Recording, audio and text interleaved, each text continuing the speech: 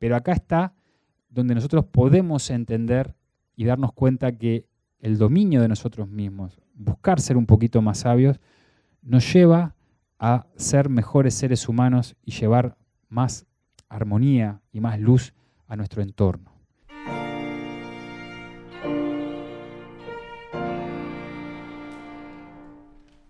Bueno, bienvenidos todos, buenas noches.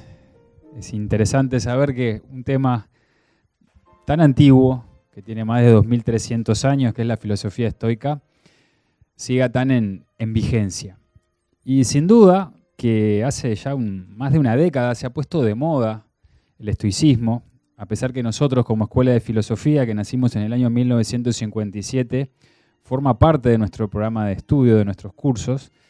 Sin embargo, por suerte se ha puesto de moda, seguramente por las circunstancias que hemos vivido últimamente y con la pandemia aún más, porque la filosofía estoica se caracteriza por justamente dar herramientas, dar respuestas a momentos de crisis, de cambios, de incertidumbre.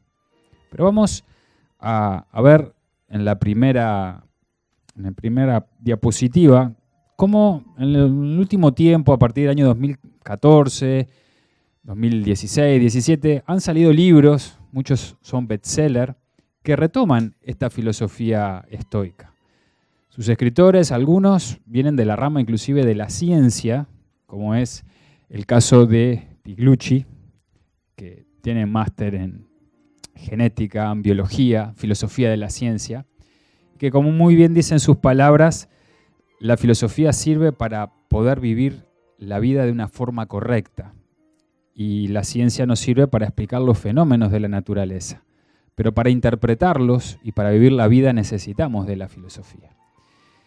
Y más cercanos, digamos, en el tiempo, han surgido también inclusive lo que se llama el diario de un estoico, cuadernos de un estoico. Se han dado inclusive elementos o herramientas para cómo llevar la vida como un filósofo estoico, lo cual es interesante.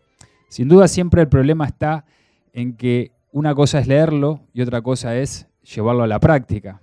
Por eso siempre en las escuelas de filosofía se ha promovido no solo el leer, sino también el poder compartir las experiencias, también poder preguntarle a alguien que lleva más tiempo aplicando ese conocimiento para que nos pueda orientar o ayudar, y eso lo vuelve aún más efectivo. Porque sin duda que si con solo leer un libro se arreglaría nuestra vida, entonces con la cantidad de libros que hay, muchos muy buenos, ya todos tendríamos la vida arreglada. Sin embargo, es bastante más complejo cuando pasamos de la teoría a la práctica. Por eso, esta noche vamos a hablar de la filosofía, no en un sentido tan académico de definición de ideas, de historia, que muchas veces retira la practicidad del día a día. Vamos a recoger el viejo espíritu de la filosofía, que es amor a la sabiduría, y a una sabiduría que sea práctica. Bueno, nosotros ya desde los años finales de los 80 y los 90 ya habíamos y tenemos la edición de las obras completas de los estoicos, porque siempre pensamos que es una filosofía que sobre todo para la mentalidad occidental puede dar muchas respuestas. Pero podemos encontrar en internet, en PDF, inclusive las propias obras de los autores, especialmente del estoicismo, como vamos a ver después, tardío, que es de la época del Imperio Romano, que son estos tres personajes que son los más conocidos, que son Epícteto, que era un esclavo, Séneca, que fue un gran político y orador, y quizás uno también, o el más famoso, Marco Aurelio, que fue famoso porque fue emperador de Roma. Y acá nos hacemos una pregunta.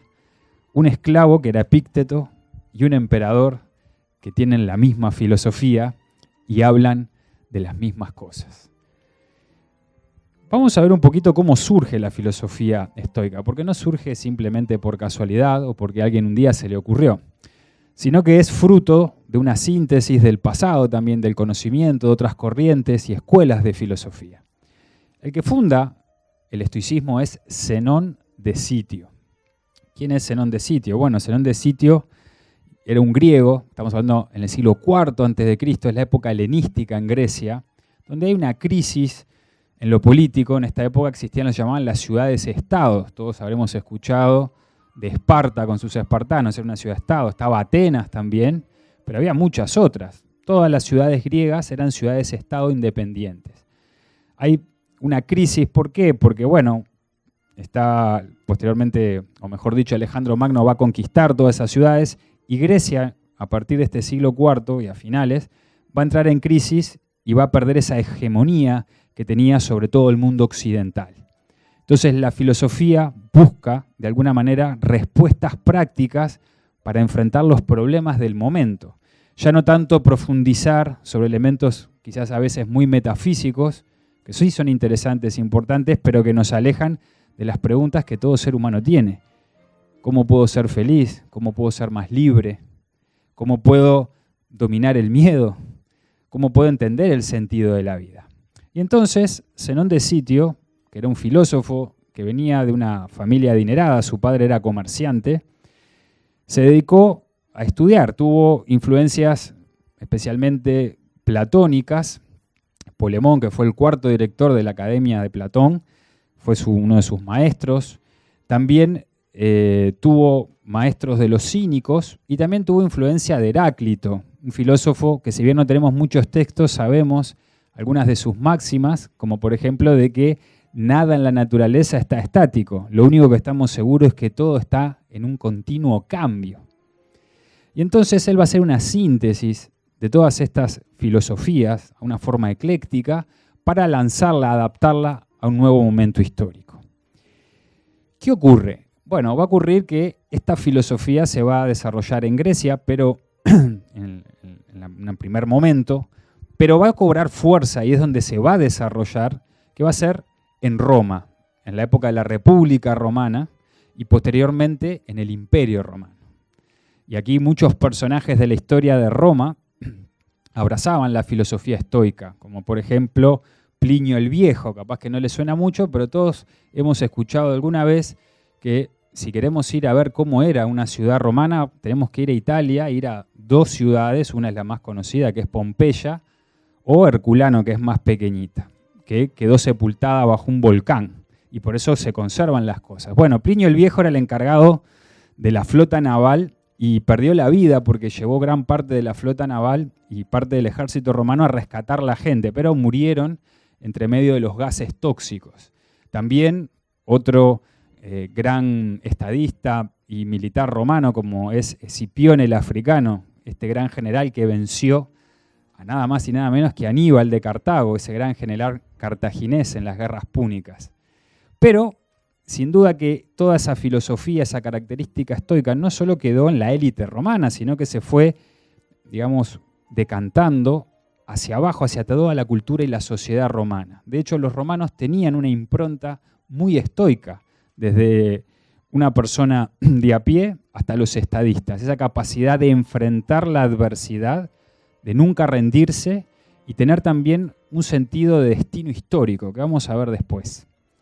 Luego llega el Imperio Romano, propiamente dicho, pasamos de la República al Imperio, y obviamente ahí lo que se llama el estoicismo tardío son estos tres filósofos que le nombré, Epícteto, Séneca y Marco Aurelio.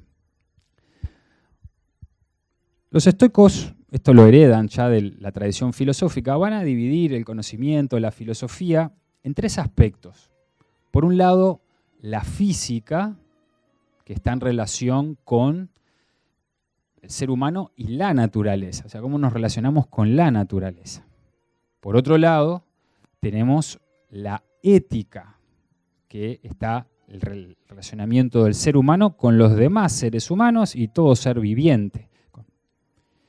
Y tercero y último, la lógica, que es la relación del ser humano consigo mismo. O sea que estos tres elementos no están incomunicados, sino obviamente que se retroalimentan, pero lo dividían en esos tres aspectos. Toda la filosofía estoica va a responder a uno de estos tres elementos fundamentales. Por tanto, para la filosofía estoica, como para la tradición filosófica anterior griega, era muy importante no solo el ser humano, sino la convivencia con los demás seres humanos y también algo importante, el papel que tenemos frente a la naturaleza.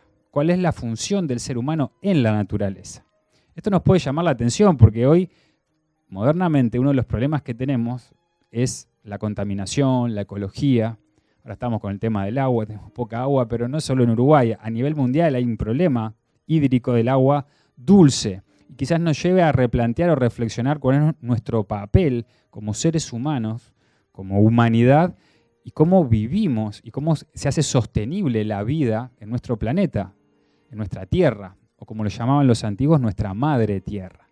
Y otro tema también importante es, algo propio de nuestro mundo, cómo nos relacionamos, cómo convivimos en nuestro trabajo, en nuestra familia, con nuestros amigos, si tenemos una pareja.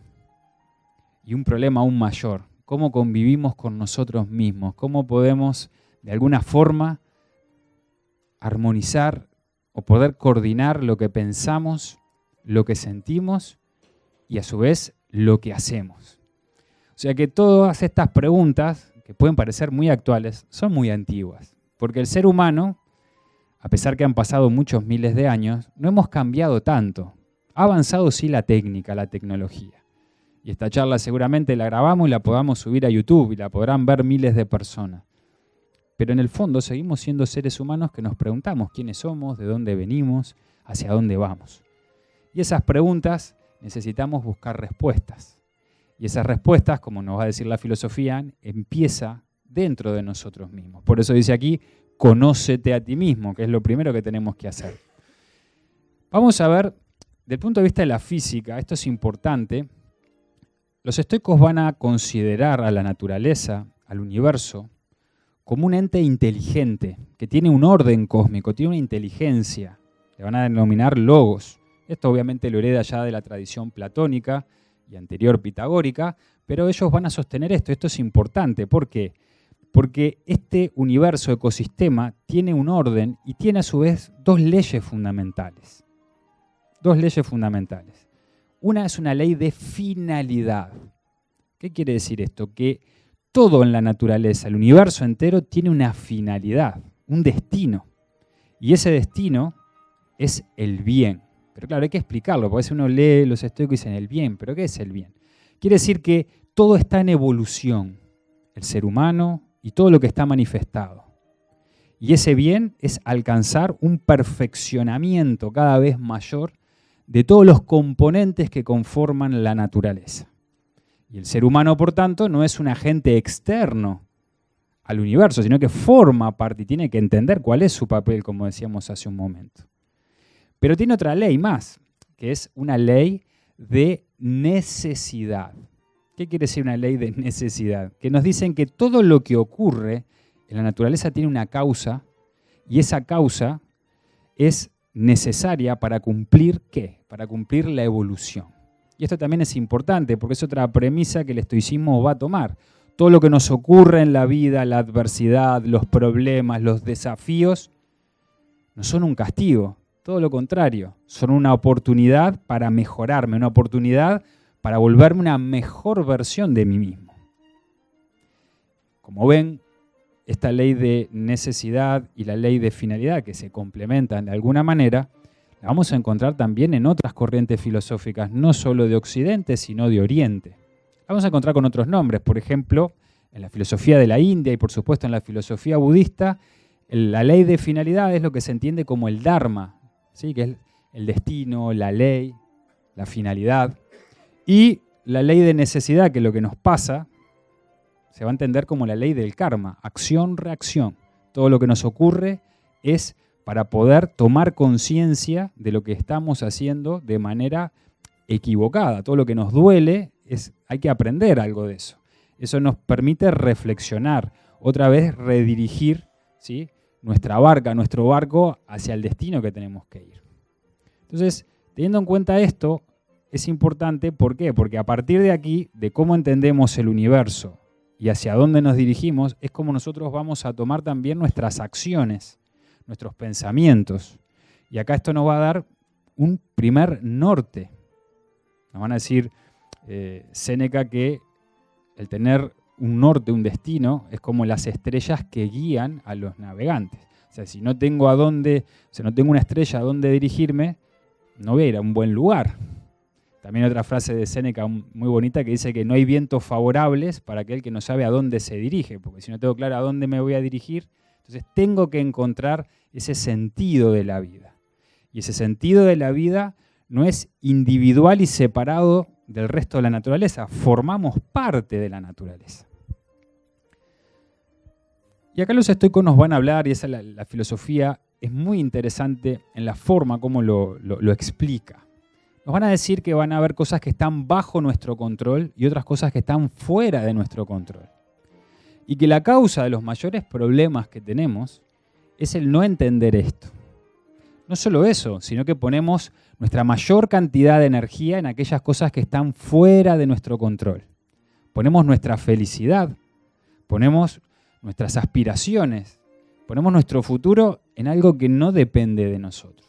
Y vamos a explicar un poquito, porque también cuando uno lee los estoicos, a veces no logra entender en profundidad lo que quieren decir. Aquellas cosas que no dependen de nosotros, que no están bajo nuestro control, son todas aquellas cosas que son externas a nosotros. Vamos a poner un ejemplo, las circunstancias. Por ejemplo, si hoy llovía a las 8, y bueno, todos los que preparamos la conferencia y demás, podríamos tomar dos actitudes. La estoica, no depende de nosotros que llueva o no, lo que depende de nosotros es así venga una sola persona, es dar la conferencia con toda la energía, con toda la fuerza y dando lo mejor de nosotros. O una actitud totalmente contraria que muchas veces hacemos, nos empezamos a amargar, nos empezamos a poner mal interiormente. Pero justo hoy llovió toda la semana y justo se le ocurre llover a esta hora, en este momento.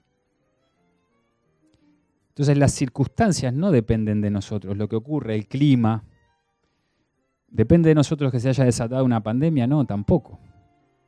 ¿Depende ahora ya de nosotros que cambiemos todos los problemas del mundo? No, no podemos. Entonces no me sirve amargarme por aquello que yo no puedo controlar, no puedo cambiar. Pero no solamente, como dice acá, son las circunstancias. También nos van a hablar, por ejemplo, que no depende de nosotros el prestigio, la opinión que tienen los demás de nosotros. Que esto es un arma muy peligrosa porque muchas veces queremos complacer a todo el mundo. Y claro, ¿qué es lo que ocurre? Unos dicen que hagamos una cosa, otros dicen que hagamos otra cosa. Unos dicen que vayamos para un lado, otros para otro. Y la pregunta es, ¿dónde nos queremos dirigir nosotros como seres humanos? Si nosotros estamos buscando la aprobación de los demás, vamos a ser esclavos de que los demás nos digan, sí, muy bien, aprobado. Y esto puede tener muchas ramificaciones. No es solo conseguir un prestigio social, sino tener la aprobación muchas veces de nuestros padres, tener nuestra aprobación de la familia, de los amigos, en el trabajo. Buscamos que nos validen. Eso está fuera de nosotros. Entonces mañana cambian de opinión o hacemos lo que nos dicen los demás, pero interiormente estamos frustrados porque queremos hacer otra cosa. Eso también nos lleva a un problema que vamos a ver después, que es la insatisfacción, nos va a generar ansiedad, nos va a generar miedo, que vamos a explicarlo después más detenidamente. Otra cosa que nos dicen, las riquezas, las cosas materiales. Y acá nos podremos preguntar, ¿pero cómo? Si yo trabajo duramente, ahorro y tengo muchos negocios, tengo asegurado el futuro. Bueno, tenemos quizás buenas probabilidades, pero seguro no tenemos. Porque en cualquier momento puede pasar algo que cambie drásticamente lo que nosotros consideramos que es lo normal. En este momento puede que sí, pero ¿cómo va a ser el futuro? No lo sabemos. ¿Alguien esperaba que la pandemia produjera todo lo que produjo en el mundo, que se paralizó absolutamente todo, que todavía tenemos problemas, inclusive en el comercio, en el transporte, todo, para la producción de un montón de cosas, etc.? ¿Alguien podía pensarlo? No. Imagínense que uno dice, bueno, antes de la pandemia, voy a invertir en el turismo, porque es lo que más mueve. Entonces pongo todas mis inversiones en turismo, en venta de pasajes, ¿no? Todo. Y de golpe viene una pandemia, me arruinó. Entonces, las riquezas, como bien dicen los estoicos, pueden tanto crecer como desaparecer. Eso no está dentro de mi control absoluto. Y por eso no debemos poner toda nuestra energía y felicidad en eso. Cuidado, que no quiere decir que no sea importante, sino que no debe ser el centro de nuestra vida, de nuestras preocupaciones. Porque como decía Heráclito, si algo es seguro en la naturaleza es el continuo cambio. El cuerpo. ¿Por qué el cuerpo no? No, ¿cómo que no? yo voy al gimnasio, me entreno, tengo una dieta muy bien, todo perfecto, me hago controles. Sí, eso favorece a que posiblemente no tenga un montón de enfermedades, pero ¿quién me asegura que mañana no me viene una enfermedad? ¿Quién me lo firma acá? Si pongo toda mi felicidad o mi ambición en el cuerpo, o me relaciono, o me siento de alguna forma alguien que ha conseguido algo solo por mi cuerpo, hay algo que es normal y natural y es ley de la naturaleza, que el cuerpo va a envejecer. Y no solo eso, sino que vamos a morir. Muchas veces cuando se lee a los estoicos, una mala interpretación, se dice que los estoicos son lúgubres, resentidos, pesimistas. No, tratan de ser realistas y por eso hablan mucho de la muerte. Los estoicos recomendaban a veces ir a un cementerio y caminar y mirar las tumbas para recordar que todos vamos a ir ahí. Porque a veces vivimos y perdemos el tiempo, que para todos los filósofos siempre ha sido el elemento o la riqueza más importante, en cosas que no dependen de nosotros, no están bajo nuestro control. Y aquellas que sí, que vamos a ver ahora, casi no las tocamos. Entonces la muerte es el destino de todos. Y entonces, ¿qué es lo importante? Aprovechar el tiempo y no angustiarse y tomar conciencia. Cuanto más conscientes somos de la muerte, más podemos vivir plenamente. Con esta explicación estoica podemos entender otra cultura muy diferente, de Oriente, pero vamos a entender por qué los samuráis vivían tan intensamente la vida. Porque habían dominado el miedo a la muerte, habían aceptado el que iban a morir. Entonces aprovechaban cada momento, como dice Marco Aurelio, aprovechar cada día como si fuera el último. Porque después, ¿qué pasa? Nos arrepentimos. Ay, no, me hubiera gustado hacer esto, me hubiera gustado haber dicho tal cosa a tal persona. Es mejor, más que llorar las pérdidas, que son naturales y que es normal que el ser humano tengamos ese duelo, aprovechar el tiempo, cada momento, porque no sabemos cuánto tiempo vamos a estar. No importa la edad que tengamos, podemos salir, tener un accidente y, bueno, podemos morir. Nadie nos asegura nada. Entonces, centrémonos, nos dicen los estoicos, en aquello que está bajo nuestro control. ¿Y qué es lo que está bajo nuestro control? Lo que vamos a hablar a continuación. Está bajo nuestro control los pensamientos. ¿Qué pensamos? ¿Qué idea tenemos sobre las cosas? Para eso necesitamos reflexionar. Y vamos a ver después desarrollar una virtud que es el discernimiento, la prudencia. Si no aprendemos a pensar por nosotros mismos, es muy difícil. Muchas veces, en vez de pensar por nosotros, repetimos lo que dicen los medios, internet. Muchas veces nos fanatizamos también. Vieron como muchas veces alguien publica un Twitter de no tiene nada que ver y abajo el hilo es cualquier cosa, se mezcla con política, con fútbol, una cosa, una especie de locura fanatizada. ¿Qué pasa? No pensamos, no reflexionamos lo que estamos contestando, ni siquiera tuvimos unos minutos para tratar de entender qué quiso comunicar la persona, estemos o no de acuerdo. Pero primero hay que pensar. Y esto también nos pasa en las relaciones humanas. Alguien nos dice algo y en vez de pensar, más bien reaccionamos emocionalmente sin reflexión. Y muchas veces malinterpretamos lo que nos dicen. Y eso nos crea muchos problemas de convivencia. Pensamientos, opiniones, las acciones, eso depende de mí. ¿Qué quiere decir? Que si bien decíamos recién que lo que no depende de nosotros son las circunstancias, ¿qué depende de mí? ¿Cómo yo reacciono frente a las circunstancias? Entonces, si las circunstancias me dominan o yo me mantengo en el centro y hago lo que quiero hacer más allá de las circunstancias. Entonces, el estoicismo vuelve a un papel central al ser humano de decisión. Mi acción, eso sí depende de mí. ¿Cómo reacciono? Y esto lo vamos a ver muchas veces. Cuando estamos en algún lugar que hay cosas que no dependen de nosotros, reaccionamos mal. Estamos en una parada de bus, no viene el ómnibus y empezamos, ¿no?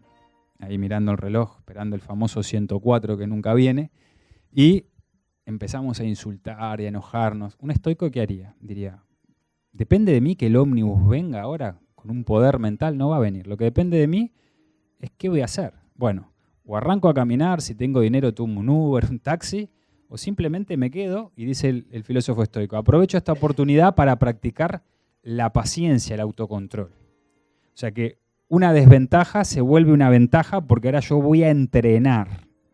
El estoico, la filosofía estoica nos habla de un entrenamiento constante en la vida para fortalecernos, mejorarnos.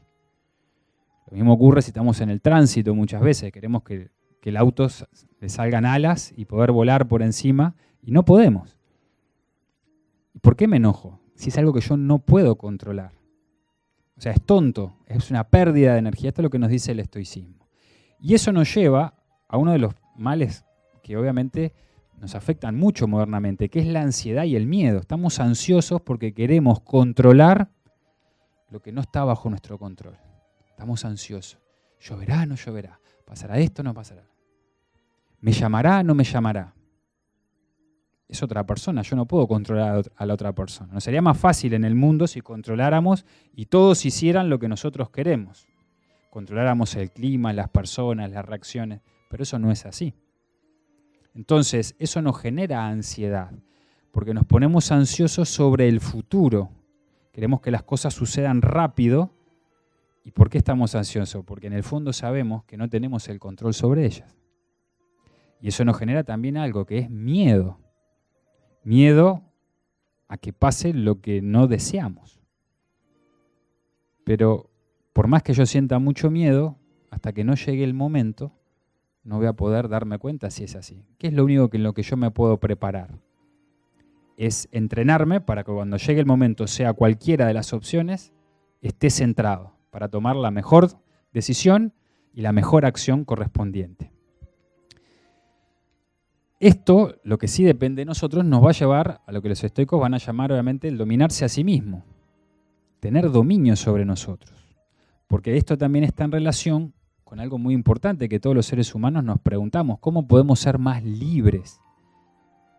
Y claro, podemos ser libres si estamos presos de la ansiedad, del miedo, del estrés o de los prejuicios, ¿no? Si no reflexionamos, repetimos lo que dicen por ahí.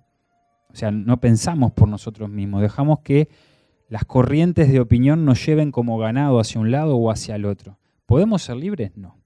Por tanto, para la filosofía estoica, la libertad no depende de estar preso en una cárcel física, la libertad es interior.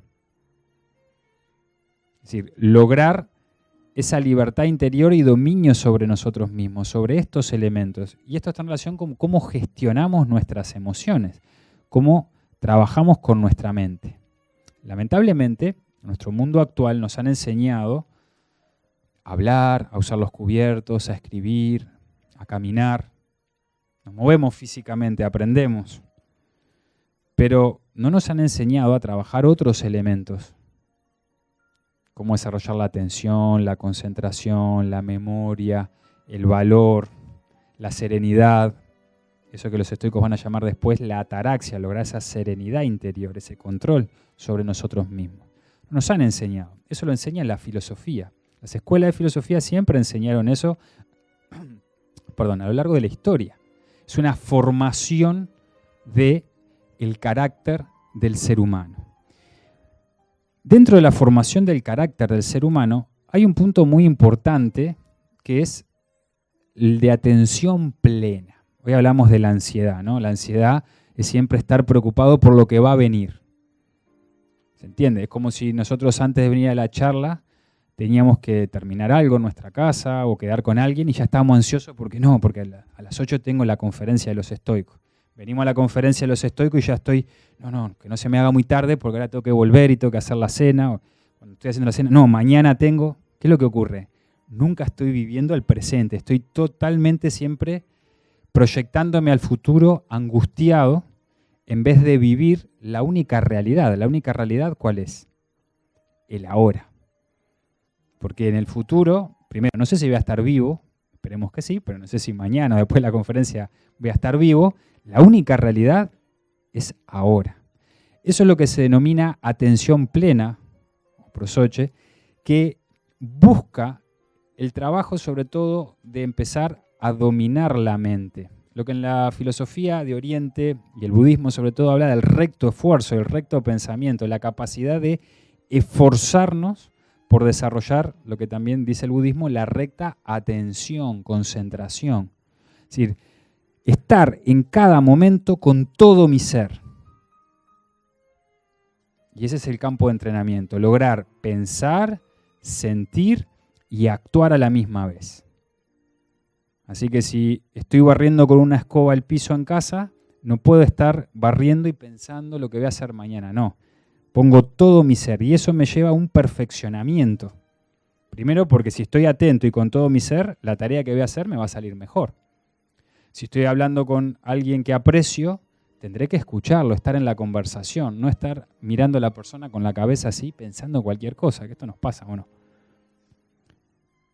¿Qué hace? No estamos presentes, estamos disgregados y ansiosos muchas veces, sin saber por qué. Correr. ¿A dónde? Estamos acá, después corremos para allá, llegamos a nuestra casa y ahí nos dormimos y nos levantamos otra vez corriendo. ¿A dónde vamos? Hasta que un día morimos de tanto correr. Entonces, tenemos que tomar y tener la capacidad de dominar lo que se llama 2 vectores, el espacio-tiempo, ¿no? Y ser dueños nosotros. Si no, las circunstancias son dueñas de nosotros y vamos corriendo todo el tiempo angustiados, ansiosos, y no logramos desarrollar eso tan importante que es la atención plena que hablábamos recién. Uno de los elementos o las virtudes que el estoicismo va a trabajar, obviamente heredado ya de la tradición filosófica platónica, es el desarrollo de las virtudes, también conocidas como virtudes cardinales. Esto está en relación con cada dimensión del ser humano.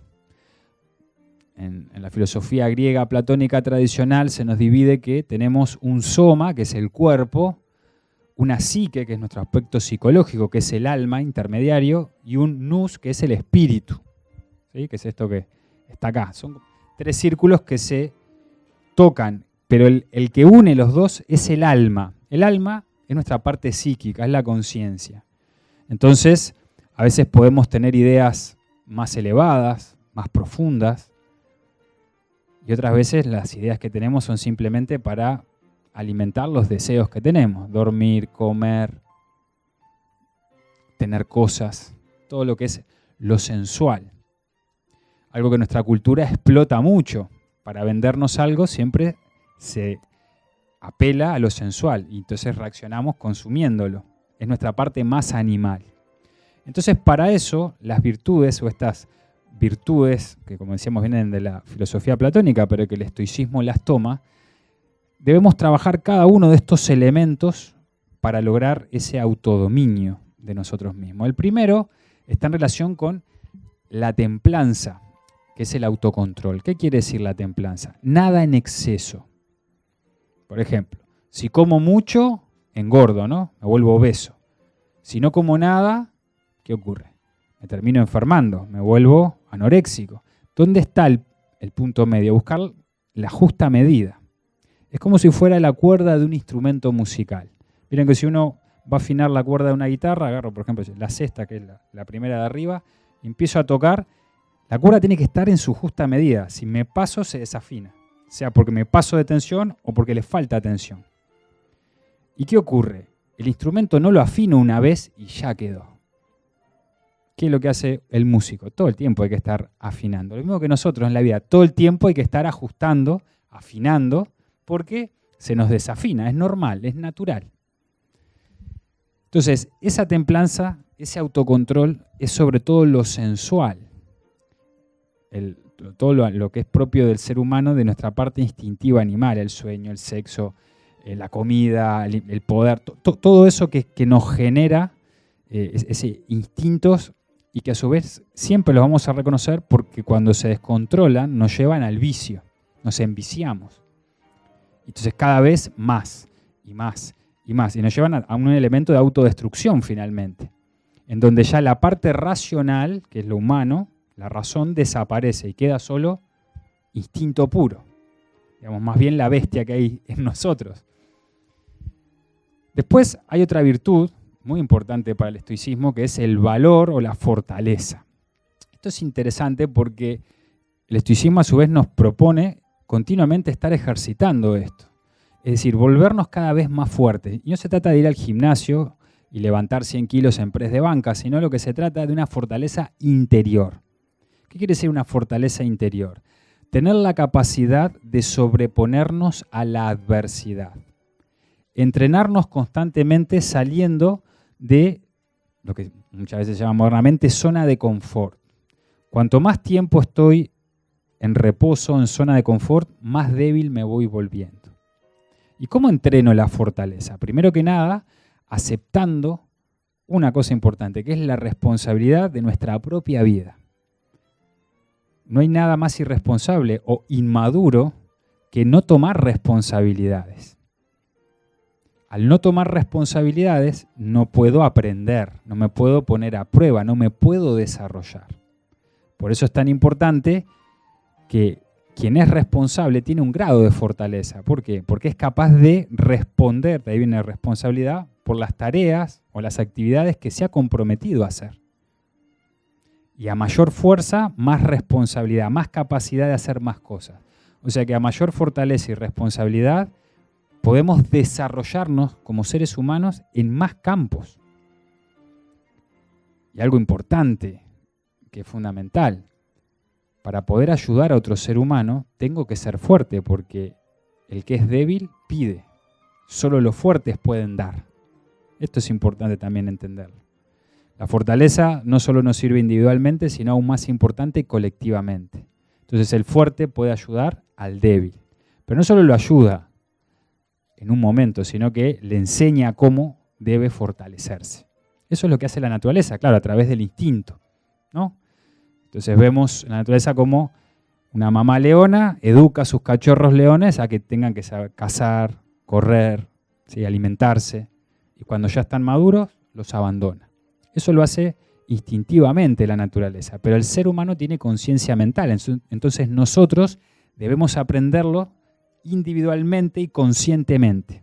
Esa es la diferencia entre un ser humano y un animal. Tenemos la prudencia, la sabiduría. ¿Qué es esto? Es básicamente tener esa capacidad de saber lo que está bien de lo que está mal. Para eso teníamos que recordar lo que decíamos anteriormente. ¿Qué está bajo mi control y qué no está bajo mi control? ¿Dónde está el bien? ¿Dónde está el mal? Y cuando hablamos del mal, no estamos hablando del mal como una entidad ahí que nos está tentando todo el tiempo, sino mal que es no entender el sentido de la vida, no entender hacia dónde me dirijo. Todo aquello que no permite mi evolución, eso es lo malo. Y recordar también que no hay valores absolutos. Lo que en un momento es bueno, después puede ser malo. ¿Qué quiere decir? Que cuando somos niños hay cosas que son buenas, tenemos que jugar, porque es la forma que aprende un niño. Pero no podemos tener 25 o 30 años y seguir jugando horas y horas y horas. Aunque sea muy de moda hoy con los videojuegos pasarse todo el fin de semana jugando. ¿Por qué? Porque no responde a una mentalidad de alguien adulto responsable. No quiere decir que no pueda jugar, pero no que la mayor parte de mi tiempo sea eso. Y muchas veces a nuestros jóvenes los educamos de esta forma, evadiendo la responsabilidad, colocándolos dentro de una burbuja de cristal, sin preocupaciones, sin enfrentar la adversidad, pensando que le hacemos un bien. Y no es así. La mejor forma o la mejor educación no está ni siquiera en algo académico. Está en formar el carácter de esa persona para que esté preparado para afrontar cualquier circunstancia, cualquier adversidad. Porque aquí hay un secreto. ¿Qué es lo único que está bajo mi control, como decíamos? Mis acciones, mis pensamientos. Lo vamos a traducir. El desarrollo de las virtudes. Porque si yo desarrollo la fortaleza, nadie me la puede quitar. No es algo físico, tangible, conmensurable, no lo puedo medir, nadie me lo puede quitar. Puedo perder la casa, el trabajo, se me puede morir un familiar, pero si yo desarrollé la fortaleza, está conmigo siempre. Si yo desarrollé la creatividad, si desarrollé el autocontrol, nadie me lo puede quitar. Y eso es lo que los estoicos van a decir, es la verdadera riqueza, es lo que debes cuidar y es el verdadero oro en la vida. No las cosas que sí podés perder en cualquier momento, porque están fuera de tu control. Y por último, además de la prudencia, que es el saber discernir, está la justicia. ¿Por qué la justicia corona todas estas virtudes? Porque uno puede ser, fíjense, puede tener autocontrol, controlo mi parte instintiva animal. Puedo ser fuerte, Me enfrento al miedo, domino la ansiedad o gestiono la ansiedad, la ira, la tristeza, y me vuelvo más fuerte. Enfrento la adversidad. Puedo discernir, desarrollo la inteligencia por dónde ir, pero todo eso lo puedo usar de una manera egoísta. Es decir, puedo ser más fuerte para aplastar a los más débiles. Puedo ser más inteligente para manipular a los que no conocen todo el conocimiento que tengo yo. Por eso la última de las virtudes es la justicia, porque es la que marca el sentido de armonía. La justicia es armonía. Es lo que decíamos hoy, la finalidad, porque donde está la justicia, como nos dice Platón, está el bien, está lo bello, lo justo, lo verdadero. Entonces, la justicia siempre va en busca de el bien. Y para los estoicos, el bien no es individual, siempre se busca el bien común. Nos dice Marco Aurelio, lo que es bueno para la colmena es bueno para la abeja. Pero cuidado, que no todo lo que es bueno para la abeja quiere decir que sea bueno para la colmena. Entonces, la justicia está acá para recordarnos ese elemento. Y eso es lo que pertenece a la parte superior, más trascendente, espiritual, como le querramos llamar, del ser humano. Vamos a hablar de la felicidad. La felicidad es algo que todos, ¿cómo podemos ser más felices? ¿Cómo podríamos ser más felices? ¿Qué ser humano no quiere ser más feliz? Y bueno, acá va a depender dónde ponemos o dónde creemos que está la felicidad. Y en esta frase de Marco Aurelio, que vamos a explicarla un poquito, está descrita de una forma magistral. Dice, la felicidad, o el que cree que está la felicidad, del ambicioso depende de la acción ajena. Es decir, aquel que está mirando todo el tiempo lo que hacen los otros. Entonces, otra vez, ¿de qué depende? De lo que hagan los otros. Ya no está en mi control. Entonces está todo el tiempo angustiado, ansioso, porque ambiciona lo que tiene el otro. Y una vez que lo tiene miedo que otro venga y se lo quite. Otra vez, nadie nos puede quitar las virtudes. ¿Quién me puede quitar una virtud? No puede. Ahora, me pueden quitar la casa, el auto, el prestigio, hasta las personas, pero lo que tengo adentro nadie me lo puede quitar. Ese es el verdadero valor profundo. Después dice, la del voluptuoso. Voluptuoso viene de voluptuosidad, quiere decir aquel que está todo el tiempo pensando en los placeres sensoriales, sensuales, de los sentidos, todo el tiempo. Dice, en sus pasiones, que la llevan constantemente a la búsqueda del placer. Y el placer, cuando no lo tiene, es dolor, y cada vez necesita más dosis de placer, y eso nos lleva a enviciarnos y a perder el control sobre nosotros. Y después dice Marco Aurelio al final, la del prudente, acuérdense, prudencia era la de la sabiduría, ¿no? Esa virtud, la de sus propios actos. Entonces, ¿dónde está la felicidad?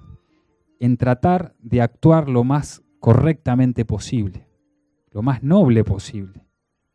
Esa es la verdadera felicidad.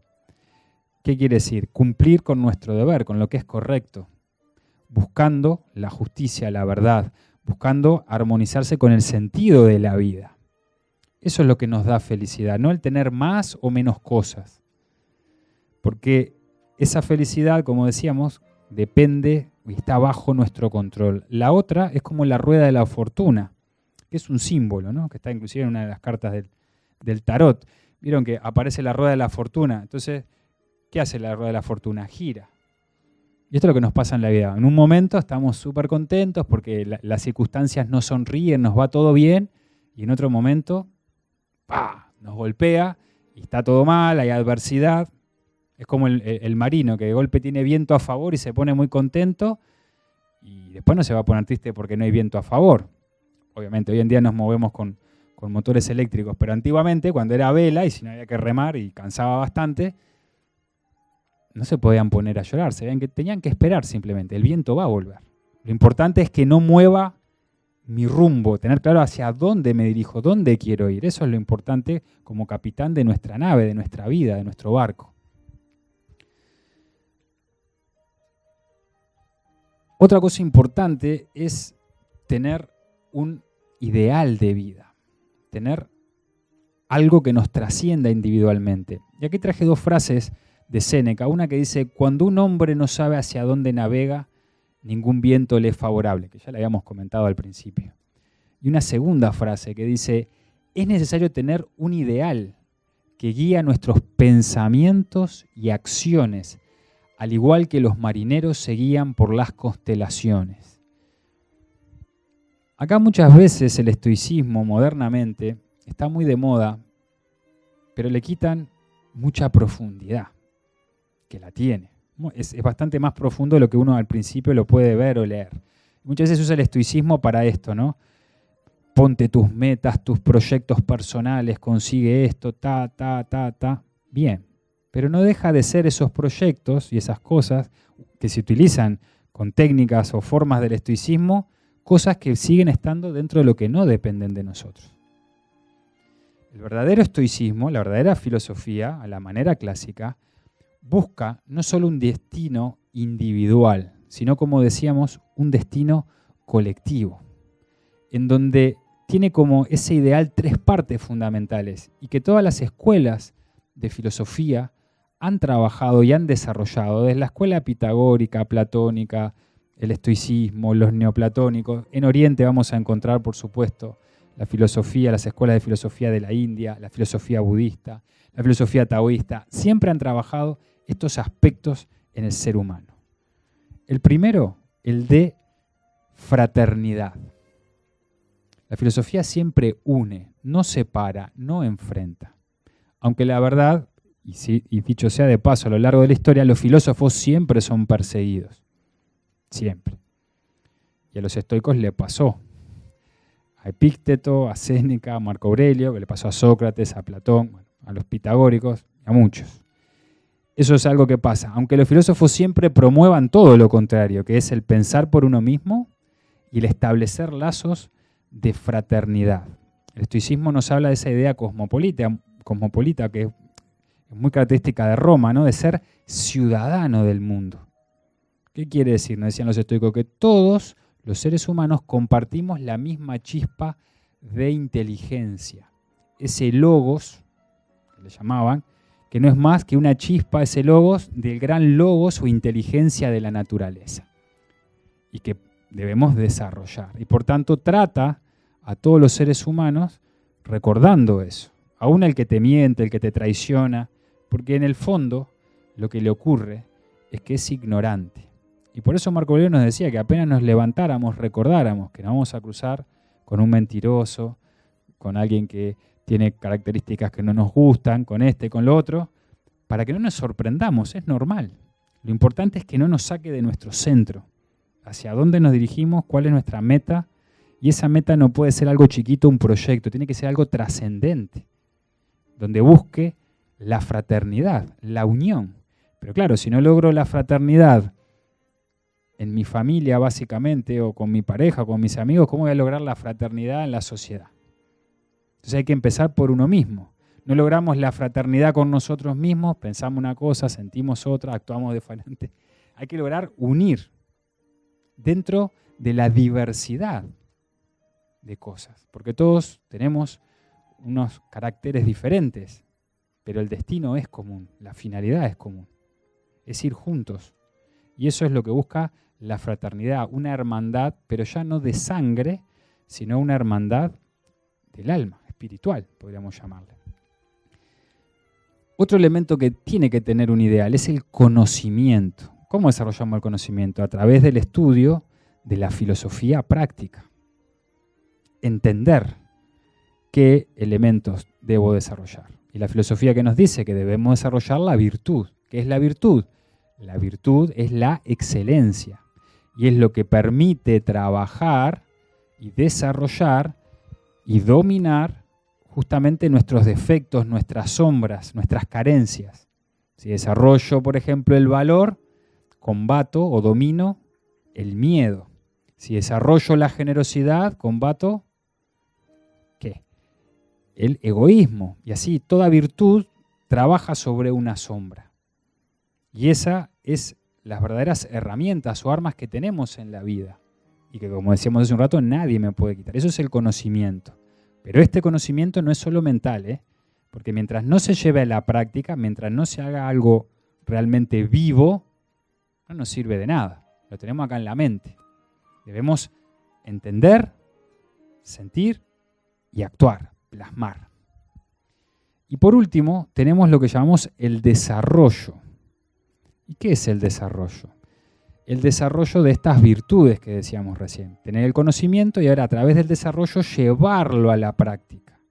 Volvernos un ejemplo vivo de lo que pensamos y lo que sentimos. No una incongruencia constante, sino lograr ese desarrollo que todo ser humano, sin importar su sexo, su condición social, el color de la piel, tiene en potencia. Y este elemento de desarrollo es lo que nos permite entender el sentido de la vida, hacia dónde nos dirigimos, qué tenemos que hacer en la vida. Desarrollar esas potencialidades. Y en la medida que desarrollemos esas potencialidades, volveremos a ser, obtendremos un poquito más de libertad, un poquito más de felicidad, un poquito más de serenidad. Y en la medida que vamos viviendo ese ideal, nos vamos transformando y nos vamos mejorando.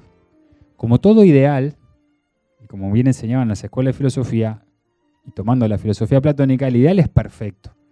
Los seres humanos no. Tenemos que ir perfeccionándonos constantemente, buscando esa perfección, aunque no la alcancemos en toda la vida, no importa, acercándonos cada vez más, mejorándonos. ¿Para qué? Para ser una mejor versión de nosotros mismos. Y acá viene la gran pregunta.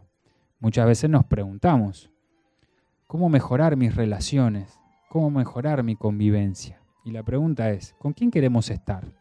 ¿Con alguien que pierde el control todo el tiempo? ¿Con alguien que es perezoso? ¿Con alguien que todo el tiempo está aterrado de miedo? ¿Que está lleno de ansiedad? ¿O preferiríamos estar con alguien que es tranquilo, es sereno, es fuerte, tiene palabra, está siempre? Obviamente, con la segunda versión nos queremos quedar. ¿Y por qué no queremos convertirnos en eso? Porque en la medida que nos convertimos en eso, es como si de alguna manera tuviéramos un poquito más de luz en el corazón, en la mente y en las acciones. Y esa luz la podemos irradiar al entorno a donde nos movemos. Y si cada uno de alguna forma prende esa luz, esa llama interior, muchas veces simbolizada por la antorcha, por el fuego de la sabiduría, con que seamos un poquito más sabios, vamos a dar luz y calor allá donde vayamos, a cada uno de nuestros círculos. Y si cada uno prende ese fuego y puede a su vez con el ejemplo transmitirlo, que es la forma o la pedagogía, la mejor forma de enseñanza es demostrar con el ejemplo. Porque podemos dar una charla fantástica sobre la justicia, súper académica y demás, pero si después nos ven que hacemos un acto totalmente injusto, ¿dónde queda todo eso que hablamos de teoría? En nada. A veces vale más el ejemplo, la acción, para que se entienda de forma contundente, que una explicación súper compleja sobre lo que es o debe ser un acto justo. Entonces, el ejemplo es algo en donde todos podemos influenciar en nuestra sociedad. Para bien. Sí, también el ejemplo, si lo hacemos mal, también influencia para mal. Pero acá está donde nosotros podemos entender y darnos cuenta que el dominio de nosotros mismos, buscar ser un poquito más sabios, nos lleva a ser mejores seres humanos y llevar más armonía y más luz a nuestro entorno. Muchas veces hemos escuchado esta frase tan terrible, dice, el poder corrompe. ¿No? ¿No han escuchado nunca? No, lo que pasa es que si estás en ese nivel de poder, ya te corrompiste. Bueno, nos dirían los estoicos, el poder corrompe a aquel que no está preparado para ejercer el poder, no tiene suficiente desarrollo de la virtud y la moral. Marco Aurelio era emperador de Roma, era el hombre que tenía más poder en todo el imperio. Sin embargo, era el que primero se levantaba. Es uno de los consejos que da, no quedarnos en la cama, sino rápidamente levantarse y hacer lo que tenemos que hacer para servir a los demás. Y dedicó toda su vida a Roma, por eso lo recordamos, porque hay otros emperadores que es mejor no recordarlos, ni Calígula, ¿sí? Pero a Marco Aurelio se lo recuerda como el emperador justo. Ustedes saben que en la época de Marco Aurelio hubo una especie de gran crisis, obviamente una especie de pandemia, una enfermedad, porque cuando se pelearon contra los partos en Oriente, trajeron un virus, y bueno, 1 de cada 5 romanos se enfermó, muchos murieron, y muchos de los romanos que eran acaudalados lo que hicieron fue agarrar sus cosas, sus riquezas y tomarse los vientos a lugares lejanos del imperio, salir de la capital para tratar de no contaminarse y salvarse. Sin embargo, Marco Aurelio estaba presente todo el tiempo y hacía que lo vieran, porque era un buen líder. De los 19 años que gobernó, se pasó 17 combatiendo contra las invasiones que Roma tenía, contra los germanos. Mucho de ese tiempo en la frontera, allá en Germania, que eran lugares muy inhóspitos, en su tienda de campaña, no rodeado de mármol y tranquilo. De hecho, él muere estando todavía en campaña contra los germanos. Y sus escritos, que son las reflexiones, las meditaciones de Marco Aurelio, están escritas en ese lugar, que él no las escribió para nadie. Era como su diario de reflexión personal, que después pasó a la historia y lo podemos leer. Entonces, el poder no corrompe. El poder corrompe a aquel que no está preparado para ejercerlo. Y si queremos mejores líderes para nuestro mundo, debemos formarlos a través de la virtud. No solo los líderes, sino todos los componentes de la sociedad, desde el más simple y humilde hasta arriba.